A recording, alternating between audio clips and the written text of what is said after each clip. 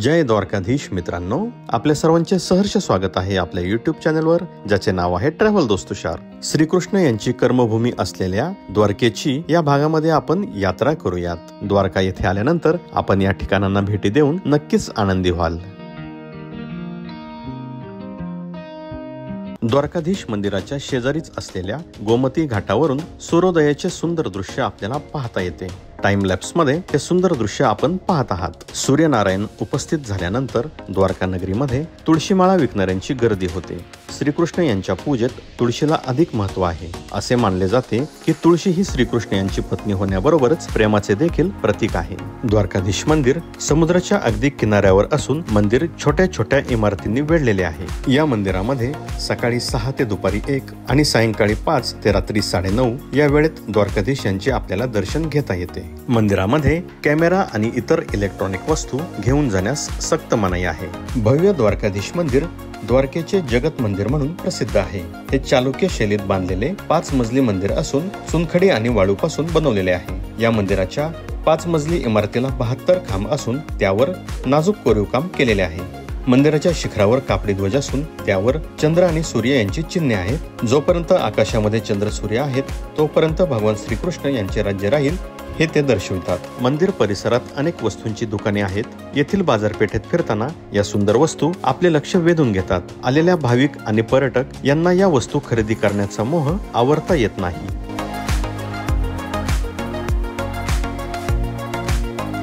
द्वारका शहराच्या बाहेर साधारण 2 किलोमीटर अंतरावर रुक्मिणी देवीचे सुंदर मंदिर आहे. माता रुक्मिणी देवी ही श्रीकृष्ण यांची पहिली पत्नी असून त्यानंतर सत्यभामा, जांबवंती आणि इतर आहेत. मंदिर परिसरात पोहोचल्याबरोबर एक अनामिक ऊर्जा जाणवते. खूप प्रसन्न वाटते. लांबून पाहिल्यास हे मंदिर खूप सुंदर दिसते. शिखरावर फडकत असलेला ध्वज या मंदिराच्या सुंदरतेमध्ये अधिकच भर घालत असतो. तसे पाहिल्यास रुक्मिणी देवीची फार कमी मंदिरे आहेत, त्यामुळे हे मंदिर पाहण्याची खूपच उत्सुकता होती. रुक्मिणी देवीच्या दर्शनाशिवाय द्वारका धामाची यात्रा पूर्ण होत नाही असे म्हटले जाते. रुक्मिणी मातेचे हे मंदिर 2500 वर्ष जुने असून वर्तमान मंदिर 12व्या शतकात बांधलेले आहे. या मंदिराच्या बाहेरील भागावर सुंदर नक्षीकाम केलेले आहे.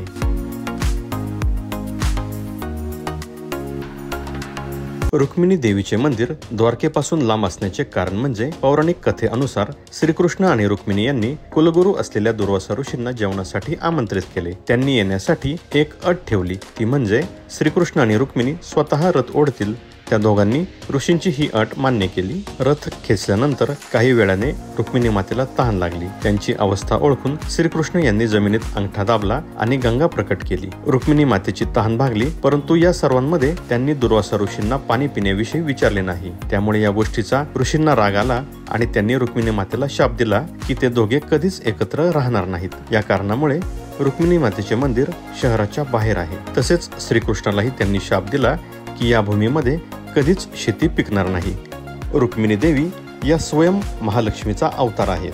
जगातील पहिले प्रेमपत्र रुक्मिणी देवीने श्रीकृष्ण यांना लिहिले होते. या पत्रात देवी रुक्मिणी यांनी श्रीकृष्ण यांच्यावर असलेले आपले प्रेम प्रकट केले होते आणि त्यांना आपल्या पत्नीच्या रूपात स्वीकार करण्याविषयी प्रार्थना केली होती. हे पत्र येथील मंदिरात आपल्याला पाहावयास मिळते. मित्रांनो, आपण आता आलो आहोत ओखा येथील जेट्टीवर बेट द्वारकेला जाण्यासाठी. द्वारकेपासून बेट द्वारका 35 किलोमीटर अंतरावर असून जेट्टीवर आल्यानंतर आपल्याला बोटीचे येण्या जाण्यासाठी 40 रुपयांचे तिकीट घ्यावे लागते.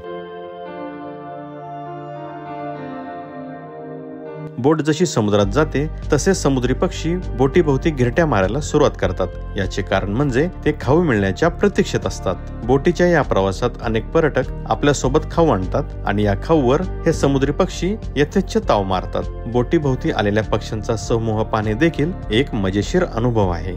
फेरी बोटीने बेट द्वारकेचा हा प्रवास 20 ते 25 मिनिटांचा आहे.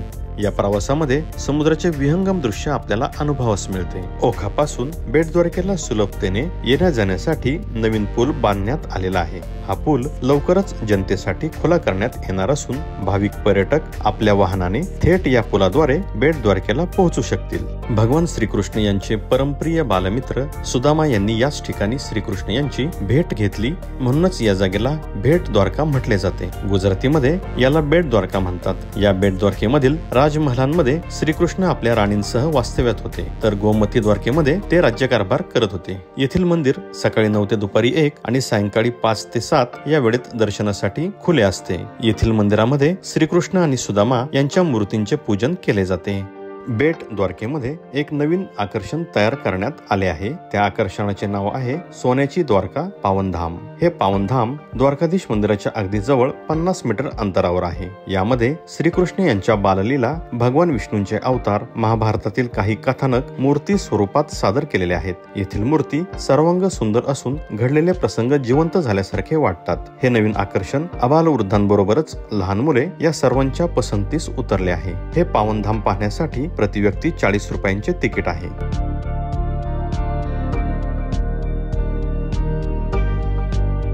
बेट द्वारकेमधील द्वारकाधीश मंदिरापासून 5 किलोमीटर अंतरावर पूर्व दिशेला हनुमान दांडी मंदिर आहे. या मंदिरामध्ये मकरध्वज यांच्या बरोबर हनुमानजी यांची मूर्ती स्थापित आहे. असे म्हटले जाते की मकरध्वज यांची मूर्ती लहान होती, परंतु आता दोन्ही मूर्ती एकसारख्या उंचीच्या आहेत. अशी मान्यता आहे की हे तेच स्थान आहे जिथे हनुमानजी आपला मुलगा मकरध्वज याला पहिल्यांदा भेटले होते. मंदिरात प्रवेश करताच समोर हनुमानजी पुत्र मकरध्वज यांची प्रतिमा आहे आणि बाजूलाच हनुमानजी यांची. या दोन्ही प्रतिमांची विशेषता ही आहे की दोघांच्या हातामध्ये कोणतेच शस्त्र नाही आणि दोन्ही मूर्तींची मुद्रा ही आनंदित आहे. हे मंदिर 500 वर्षे जुने आहे. भारतातील हे पहिलेच मंदिर आहे जिथे हनुमानजी आणि मकरध्वज या पिता पुत्राचे भेट झाल्याचे दाखवले आहे. द्वारका आणि बेट द्वारका जाणे येण्याच्या रस्त्यावर द्वारकेपासून 20 किलोमीटर अंतरावर गोपी तलाव आहे. तलावाच्या किनाऱ्यावर श्री गोपीनाथजी मंदिर आहे. मंदिरातील दोन्ही मूर्ती खूपच सुंदर आहेत.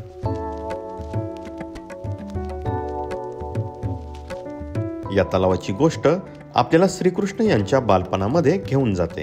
वृंदावन मधील गोपिया त्यांची पूजा करत असत. श्रीकृष्ण यांनी त्यांची राजधानी द्वारका येथे स्थानांतरित केली. त्यावेळी गोपींना त्यांचा वियोग सहन झाला नाही. त्या श्रीकृष्ण यांना भेटायला द्वारकेत आल्या आणि शरद पौर्णिमेच्या दिवशी रासलीला रचली. रासलीलेनंतर त्यांनी आपले जीवन येथील मातीत समर्पित केले आणि भगवान श्रीकृष्ण यांच्यामध्ये त्या विलीन झाल्या. येथील माती पिवळ्या रंगाची असून तिच्यामध्ये दैवी गुण असून काही आजार तसेच त्वचा संबंधी रोगांवर गुणकारी आहे असे मानले जाते. आज सुद्धा अनेक पर्यटक आपल्या यात्रेच्या स्वरूपात गोपीचंदन नावाने प्रसिद्ध असलेली माती विकत घेतात. द्वारकेपासून 17 किलोमीटर अंतरावर दारुकावन नागेश्वर ज्योतिर्लिंग मंदिर आहे. मंदिर परिसरात भगवान महादेवाची ध्यानमुद्रा असलेली एक मनमोहक अतिविशाल मूर्ती असून या मूर्तीमुळे हे मंदिर लांबूनच 3 किलोमीटर अंतरावरून दिसते. 12 ज्योतिर्लिंगांमध्ये 10व्या क्रमांकाचे स्थान नागेश्वर ज्योतिर्लिंगाचे आहे. मंदिरात गेल्यानंतर मोठे सभागृह आहे. या सभागृहात पूजा साहित्याची छोटी छोटी दुकाने आहेत. श्री नागेश्वर मंदिरात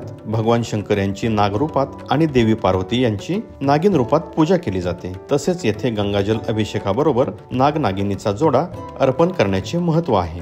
मान्यतेनुसार द्वापर युगात भगवान श्रीकृष्ण यांनी या ठिकाणी अनेक वेळा अभिषेक पूजा केल्याचे मानले जाते. नागेश्वरला दारुकावन नावानेही ओळखले जाते, जे भारतातील एका जंगलाचे प्राचीन महाकाव्यातील नाव आहे. द्वारकाधीश मंदिरापासून 2 किलोमीटर अंतरावर श्री भडकेश्वर महादेवाचे मंदिर आहे, जे छोट्या टेकडीवर असून सर्व बाजूंनी समुद्राने वेढलेले आहे. या अरबी समुद्रात हे शिवलिंग स्वयं प्रकट झाले, ज्याचे नाव श्री भडकेश्वर महादेव मंदिर या नावाने प्रसिद्ध आहे. जून जुलै महिन्यामध्ये हे मंदिर पूर्णतः समुद्रामध्ये गायब होते. स्वतः समुद्रदेव त्यांना जलाभिषेक करतात. या मंदिरापासून सूर्यास्त पाहण्यासाठी सनसेट पॉइंट तयार केला आहे. भक्तांबरोबरच आलेले पर्यटक येथे सूर्यास्त पाहण्याचा आनंद लुटण्यासाठी गर्दी करतात. दिवसभरामध्ये द्वारका परिसर आणि बेट द्वारका पाहून आपण आलो आहोत द्वारकाधीश मंदिराच्या बाजूलाच असलेल्या गोमती घाटावर. या घाटावर सुदामा ब्रिज असून तो सध्या बंद आहे. त्यामुळे घाटाच्या दुसऱ्या तीरावर जाण्यासाठी आपल्याला बोटीने जावे लागते. त्यासाठी बोटवाले येण्या जाण्यासाठी प्रति व्यक्ती 100 रुपये घेतात. अगदी 5 मिनिटात आपण समोरच्या तीरावर पोहोचू शकतो. घाटाच्या दुसऱ्या तीरावर उभे राहून गोमती नदी, सुदामा ब्रिज, घाटावर आनंद घेणाऱ्या भक्त पर्यटकांचे तसेच द्वारकाधीश मंदिर यांचे प्रसन्न करणारे दृश्य मन मोहून टाकते. यासारखे नयनरम्य दृश्य दिसणे तसे कठीणच म्हणावे लागेल.